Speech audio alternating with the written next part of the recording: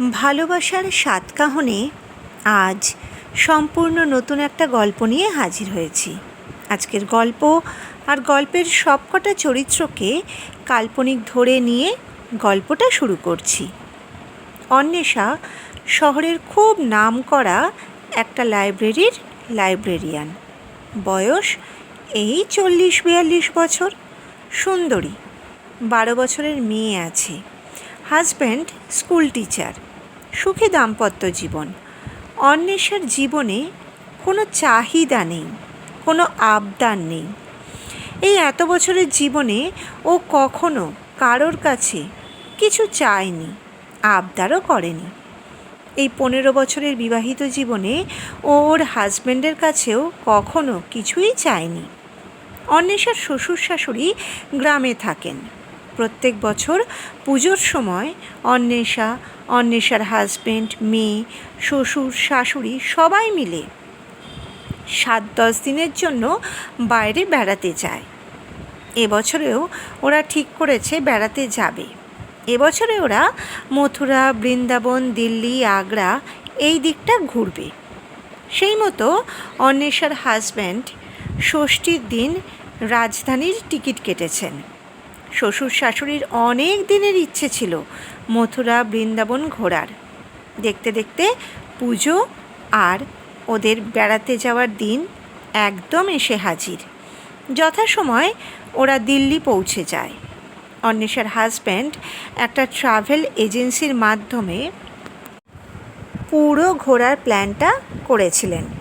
সেই মতো স্টেশনের বাইরে গাড়ি ওদের জন্য অপেক্ষা করছিল। ওরা ট্রেন থেকে নামার পরেই অন্বেষার হাজব্যান্ডের মোবাইলে ফোন আসে। ফোনে বলা হয় যে স্টেশনের বাইরে সাদা রঙের ইনোভা গাড়ি ওদের জন্য অপেক্ষা করছে। গাড়ির নম্বরও দিয়ে দেওয়া হয়। অন্বেষারা স্টেশনের বাইরে এসে গাড়ি সহজেই খুঁজে পেয়ে যায়। কিন্তু গাড়ির ড্রাইভারকে দেখে অন্বেষা অসুস্থ বোধ করে। গাড়ি চলতে শুরু করে। অন্বেষার হাজব্যান্ড ড্রাইভারের সাথে কথা বলে জানতে পারেন যে যিনি গাড়ি চালাচ্ছেন তিনি আসলে ওই ট্রাভেল এজেন্সির মালিক। ড্রাইভার না আসায় উনি নিজেই এসেছেন। এদিকে পিছনের সিটে অন্বেষা চোখ বন্ধ করে মাঝে মাঝেই অতীতে চলে যাচ্ছে। তখন অন্বেষা কলেজের সেকেন্ড ইয়ারে পড়ে। মা বাবার সাথে মথুরা, বৃন্দাবন ঘুরতে এসেছিল। ওরা একটা অটো 4 দিনের জন্য বুক করে নিয়েছিল। আজকের এই ট্রাভেল এজেন্সির মালিকই সেদিনের সেই অটো ড্রাইভার ছিলেন। অন্বেষার থেকে বছরখানেকের বড়। মথুরাতে অন্বেষার মায়ের শরীরটা একটু খারাপ হয়েছিল। অন্বেষা শেষ 2 দিন একাই ওই অটোতে ঘুরেছিল।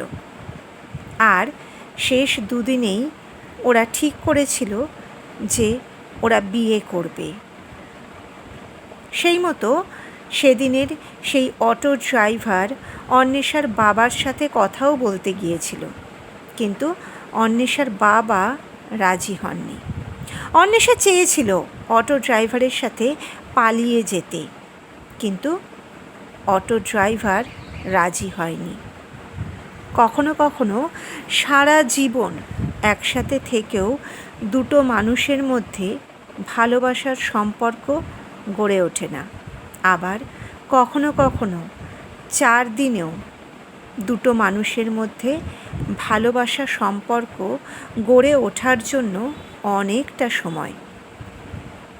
অন্বেষারা কলকাতায় ফিরে তো আসে, কিন্তু অন্বেষার মন থেকে অটো ড্রাইভারকে বের করা যায় না।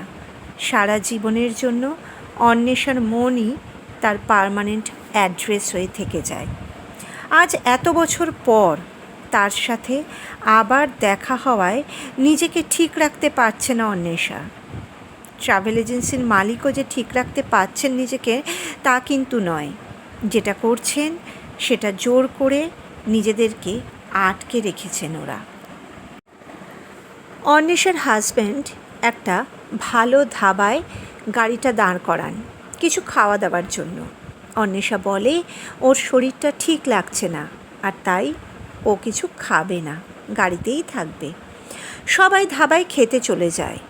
গাড়িতে তখন শুধু অন্বেষা আর তার প্রথম ও শেষ ভালোবাসা।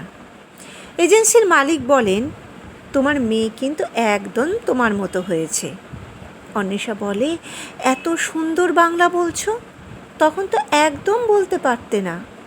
শেখাতে চেয়েছিলাম, মনে আছে কত খারাপভাবে কথা বলেছিলে, আমায় পুরো কাঁদিয়ে ছেড়েছিলে। ট্রাভেল এজেন্সির মালিক হাসতে থাকেন। অন্বেষা জিজ্ঞাসা করে, বিয়ে করেছো? উনি মাথা নেড়ে হ্যাঁ বলেন। অন্বেষা জিজ্ঞাসা করে, এই পুরো ট্রিপটা কি তুমি আমাদের সাথে থাকবে? ভদ্রলোক মাথা নেড়ে হ্যাঁ বলেন। অন্বেষা বলে, না প্লিজ তুমি থেকো না। বলতে বলতে ওর চোখ থেকে জল পড়তে থাকে। ভদ্রলোকও নিজেকে সামলাতে পারছেন না। ভদ্রলোক বলেন, তোমার ফোন নাম্বারটা পাওয়া যেতে পারে? অন্বেষা বলে, কি দরকার? ভদ্রলোক বলেন, সত্যিই তো, কি দরকার? এমন সময় অন্বেষার হাজব্যান্ডরা গাড়িতে চলে আসেন। মথুরায় ওদের হোটেলে পৌঁছে দিয়ে ট্রাভেল এজেন্সির মালিক অন্বেষার হাজব্যান্ডকে বলেন, এখন তো আপনারা আর বেরোচ্ছেন না, আমার একটা কাজ পড়ে যাওয়ায় আমি আর আপনাদের সাথে থাকতে পারবো না। 1 ঘন্টার মধ্যে ড্রাইভার গাড়ি নিয়ে এসে যাবে, আপনাদের কোনো অসুবিধে হবে না। আর যদি কিছু দরকার হয়, ফোন নাম্বার তো আপনার কাছে রয়েছে, কল করে নেবেন। ভালোবাসা আসলে কি চায় বলুন তো? আর ভালোবাসা কষ্টকেই কেন নিজের দোসর করে সঙ্গে করে নিয়ে আসে? কে জানে, কী যে এর উত্তর।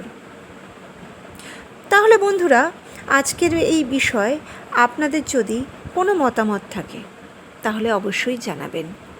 ধন্যবাদ।